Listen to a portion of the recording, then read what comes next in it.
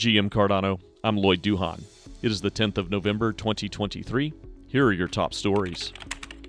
Continuing our coverage of the Cardano Summit in Dubai, one panel discussed how strategic partnerships are essential for blockchain projects to explore new markets and drive adoption. Panelists such as Lena Anto of Clay Nation, InMaker's Patrick Tobler, Hosky, and Clint Alexander from Tangent Protocol discussed how partnerships have helped them enter new markets. One panelist described partnering with a major hardware wallet company to educate users on security and build credibility. Another outlined a partnership to tokenize and track diamonds on blockchain, improving transparency in the diamond industry. The panelists noted events like these summits facilitate partnerships where developers can connect in person, build relationships, and align on shared values. One stressed being selective with partnerships that can provide real value. Some creative partnerships aimed to simplify onboarding new users. Hosky spoke briefly about leveraging strategic partnerships to increase adoption and grow the Cardano community. By partnering with BuffyBot and the Vesper wallet teams to create the POO protocol, proof of onboarding, new users can easily access Cardano wallets and receive token airdrops. Since POO's inception, the protocol has been adopted by other projects, creating a snowballing effect for onboarding new users through collaborative efforts. While money motivates some partnerships, panelists emphasize those focused on problem solving and community building tend to work best long term. One suggested the future will see more partnerships bridging blockchain to the real world. Here's moderator JJ Seiler. What is the secret to creating a meaningful partnership? What have you found works? I think bothering people at events,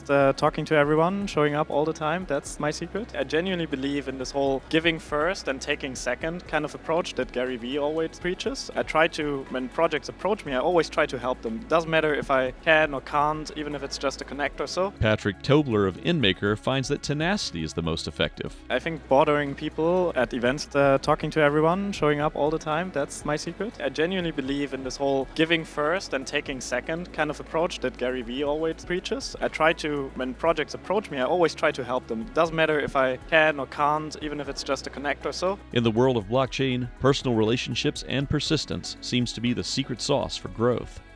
Also at the summit, developers can learn how to build decentralized apps on the Cardano blockchain with guidance from a conference panel. Melanie, can you tell us more? GM Lloyd.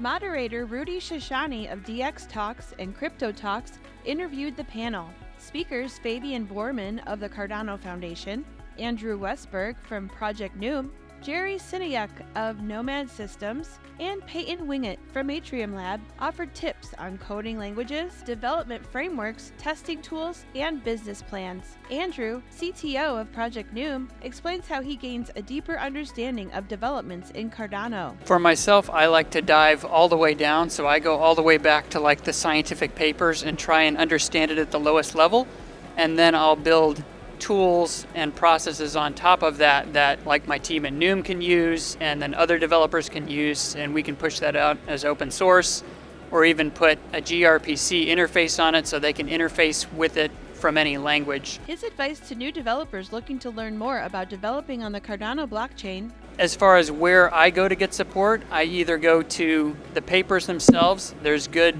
developer docs for Cardano. There's a good website you go to, developer.cardano.org. Foundation's website is very good for a new developer coming in. Andrew offers other development resources and encouragement to jump into the community. I also do my own podcast on YouTube where I try to teach others the stuff that I'm just interested in or that I've learned myself. I try to share that knowledge.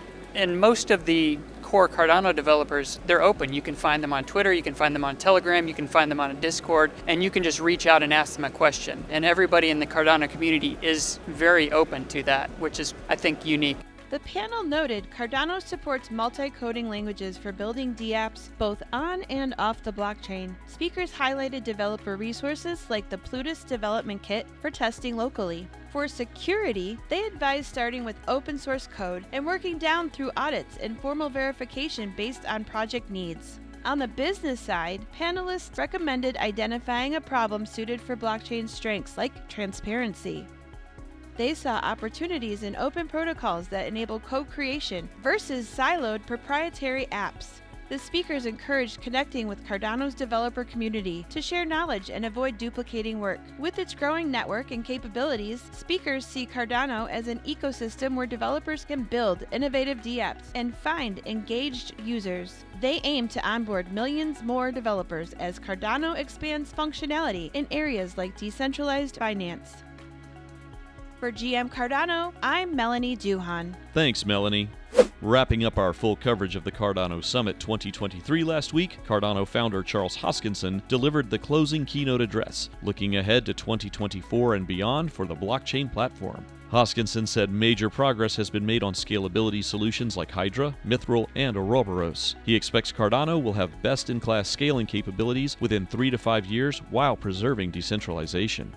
You know, what's nice is that we don't give up, we game. You know, it's kind of funny, people live in this low attention span Twitter mentality that when you announce a new thing, they say, oh, well, that must mean you've stopped working on all that other stuff that's over there. It's like there's an active work stream for input endorsers. It's called Ouroboros Leos. Hoskinson also announced plans to make the wallet Lace multi-chain compatible, supporting assets like Bitcoin and Ethereum. The goal is to make Lace the best crypto wallet and attract users from other blockchains to Cardano. Additionally, IOG's Venture Studio is launching several new subsidiaries focused on stablecoins, blockchain for Africa, and more.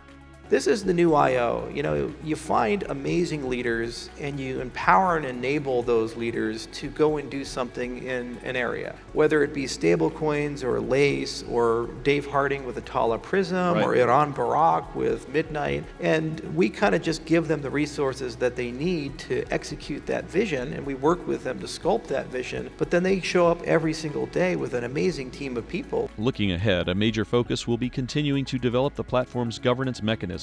Hoskinson wants to see hundreds of workshops worldwide to discuss a potential Cardano constitution. He also anticipates the community coming together to set an annual budget for treasury expenditures. In closing, moderator JJ Seiler thanked the Cardano Foundation for hosting the summit and said he looks forward to seeing everyone at the next summit in 2024. If you have an important story that the Cardano community needs to hear, please use the GM Cardano tip line, gmctips@gmcardano.com, or send us a DM on X to our handle, GM_Cardano. For links to the above stories, please check our show notes. GM Cardano is your go-to resource for the latest news from the Cardano blockchain. Your support helps us grow. Please like and subscribe on YouTube or wherever you listen to your favorite podcasts. Today's episode was hosted by yours truly, produced by Tyler Norman, and fact-checked by Melanie Duhan. GM Cardano.